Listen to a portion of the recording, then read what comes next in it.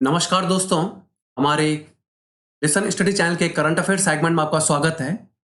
आज है 28 अगस्त और 28 अगस्त तक एग्जाम के पॉइंट ऑफ व्यू से जितनी भी इंपॉर्टेंट अपडेट्स हैं वो हम यहाँ पर देख लेते हैं। पहला क्वेश्चन है, हाल ही में किस स्थान को भारत सरकार के संस्कृति मंत्रालय ने राष्ट्रीय महत्व की धरोहर घोषित किया है? ऑप्शन में अनंगताल, अटल सेतु, रोहतांग दर्रा या फिर जवाहर सुरंग।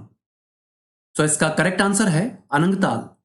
भारत सरकार के संस्कृति मंत्रालय के अंतर्गत भारतीय पुरातत्व सर्वेक्षण विभाग ने हाल ही में एक अधिसूचना जारी की है, जिसके तहत दक्षिण दिल्ली में स्थित अनंगताल झील को राष्ट्रीय महत्व की धरोहर घोषित किया गया है। बात करें यहां पर अगर भारतीय पुरातत्व सर्वेक्षण विभाग की, तो भारत में राष्ट्रीय महत्व के स्मारकों और धरोहरों को भारतीय पुरातत्व सर्वेक्षण विभाग द्वारा नामित किया जाता है। इसकी जो स्थापना है ये वर्ष 1861 में हुई थी। यह भारत सरकार के संस्कृति मंत्रालय के अंतर्गत आता है। इसका वर्तमान में मुख्यालय नई दिल्ली में है। इसके संस्थापक अलेक्जेंडर कनिंघम थे और वर्तमान में वी विद्यापति भारतीय पुरातत्व सर्वेक्षण विभाग के महानिदेशक हैं। अगला क्वेश्चन है, लुसाने डायमंड लीग का खिताब जीतने वाला पहला भारतीय कौन बना है? ऑप्शंस में सुमित अंतिल, साक्षी मलिक, विनेश फोगाट या फिर नीरज चोपड़ा। तो इसका करेक्ट आंसर है नीरज चोपड़ा। ओलंपिक चैंपियन और भारत के स्टार जेवलिन थ्रो प्लेयर हैं नीरज चोपड़ा। यहां पर अगर बात करें तो नीरज चोपड़ा ने 89.08 मीटर दूरी का भाला फेंककर लुसाने डायमंड लीग का यह जो खिताब है इसे अपने नाम किया है। इससे पहले इन्होंने टोक्यो ओलंपिक में 87.58 मीटर भाला फेंक के साथ भारत को स्वर्ण पदक दिलाया था। नीरज चोपड़ा विश्व एथलेटिक्स चैंपियनशिप में पदक जीतने वाले पहले भारतीय भी बने हैं। स्वीडन के स्टॉकहोम डायमंड लीग में नीरज चोपड़ा का 89.94 मीटर का जेवलिन थ्रो इनका अब तक का सर्वश्रेष्ठ व्यक्तिगत प्रदर्शन है। अगला क्वेश्चन है, भारत के 49वें मुख्य न्यायाधीश के रूप में किसने शपथ ली है? ऑप्शंस में न्यायमूर्ति देवेंद्र कुमार, न्यायमूर्ति एन.वी. रमना, न्यायमूर्ति उदय उमेश ललित या फिर न्यायमूर्ति शंकर शर्मा। तो इसका करेक्ट आंसर है न्यायमूर्ति उदय उमेश ललित। Justice N V. रमना के रिटायरमेंट के साथ ही अब जस्टिस उदय उमेश ललित ने राष्ट्रपति भवन में भारत के 49वें मुख्य न्यायाधीश के रूप में शपथ ली है।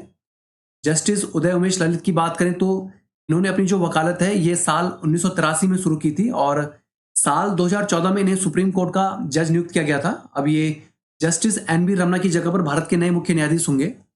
यहाँ पर अगर बात करें भारत में सर्वोच्च न्यायालय की, तो वर्ष 1773 के रेगुलेटिंग एक्ट के प्रवर्तन से कोलकाता में सर्वोच्च न्यायाधिकरण की स्थापना की गई थी।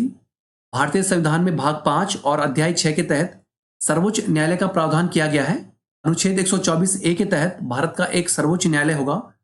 वर्तमान में सर्वोच्च न्यायालय में मुख्य न्यायाधीश को मिलाकर कुल 31 न्यायाधीश हैं और अभी तक वर्तमान में मुख्य न्यायाधीश एन.वी. रमना थे, लेकिन अब हमारे मुख्य न्यायाधीश होंगे उदय उमेश ललित।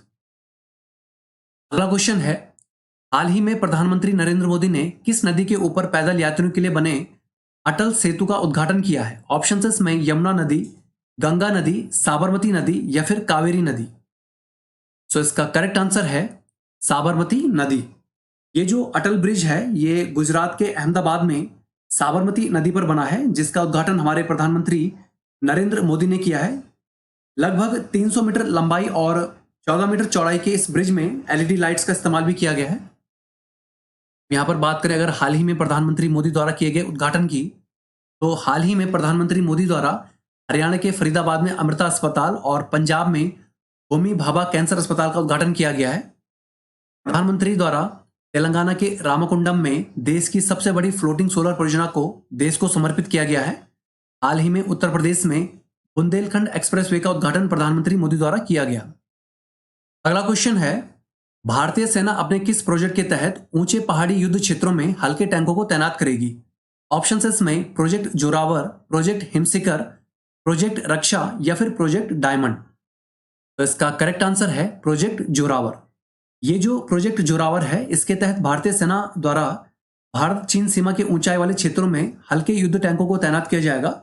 अधिकतम 25 टन भार वाले इन टैंकों को आधुनिक आर्टिफिशियल इंटेलिजेंस तकनीक से भी लैस किया गया है। अब यहां पर अगर हम बात करें भारतीय सेना की, तो भारतीय थल सेना दिवस 15 जनवरी को मनाया जाता है। लेफ्टिनेंट जनरल मनोज पांडे वर्तमान में भारतीय थल सेना प्रमुख हैं। भारतीय वायुसेना दिवस 8 अक्टूबर को मनाया जाता है।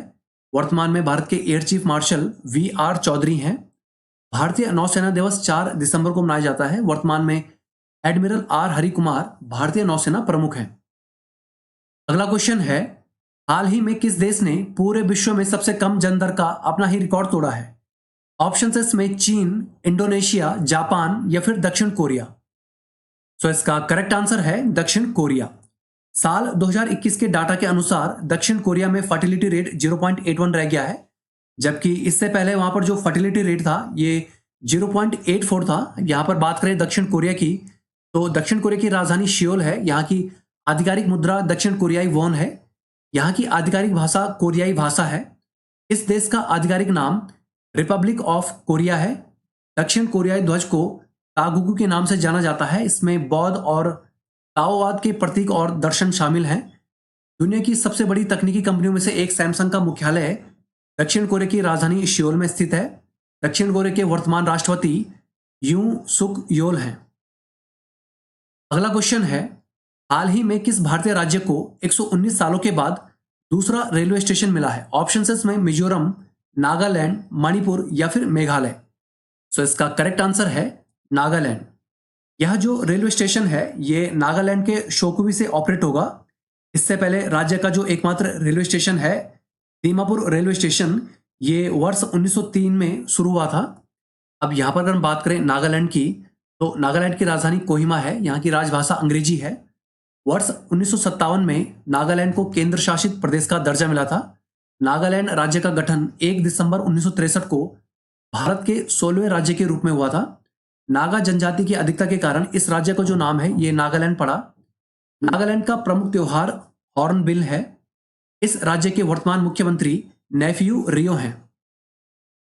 अगला क्वेश्चन है, मेक इन इंडिया के तहत AK-630 बंदूकों में उपयोग होने वाली पूरी तरह से भारत में निर्मित 30 mm की गोली किसे प्रदान की जाएगी? ऑप्शन में भारतीय थल सेना, भारतीय नौसेना, भारतीय वायुसेना या फिर DRDO।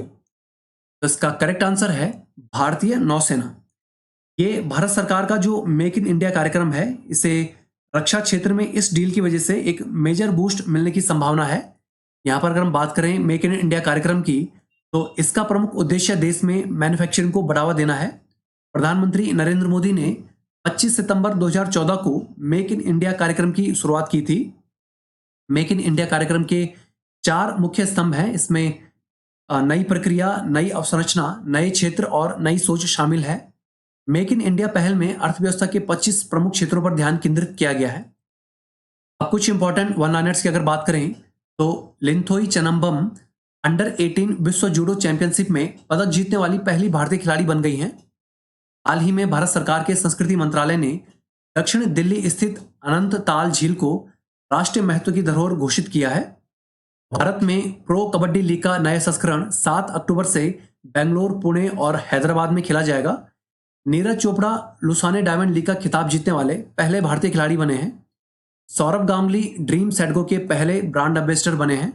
न्यायमूर्ति उदय उमेश ललित ने भारत के 49वें मुख्य न्यायाधीश के रूप में शपथ ली है। भारत के कारपोरेट मंत्रालय ने हाल ही में भारत गैस और भारत पेट्रोलियम कॉर्पोरेशन लिमिटेड के विलय को मंजूरी दी है। हाल ही में प्रधानमंत्री नरेंद्र मोदी ने गुजरात के अहमदाबाद में साबरमती नदी पर पैदल यात्रियों के लिए बने अटल सेतु का उद्घाटन किया है। भारतीय सेना प्रोजेक्ट जोरावर के तहत उच्च पहाड़ी युद्ध क्षेत्रों में हल्के टैंकों को तैनात करेगी। दक्षिण कोरिया ने हाल ही में पूरे विश्व में सबसे कम जनदर का अपना ही रिकॉर्ड तोड़ा है। हाल ही में केंद्रीय गृह मंत्री अमित शाह ने रायपुर में राष्ट्रीय जांच एजेंसी के नए कार्यालय का शुभारंभ किया है। नागालैंड को 119 सालों के बाद अपना दूसरा रेलवे स्टेशन मिला है। मेक इन इंडिया के तहत AK-630 बंदूकों में उपयोग होने वाली पूरी तरह से भारत में निर्मित 30 mm की गोली भारतीय नौसेना को प्रदान की जाएगी। तो friends, that's all for today. अगर आपको हमारी वीडियो यूजफुल लगी हो तो हमारे चैनल को लाइक, सब्सक्राइब करें और अपने फ्रेंड्स के साथ शेयर भी करें। Thank you all, best of luck. मिलते हैं नेक्स्ट वीडियो में।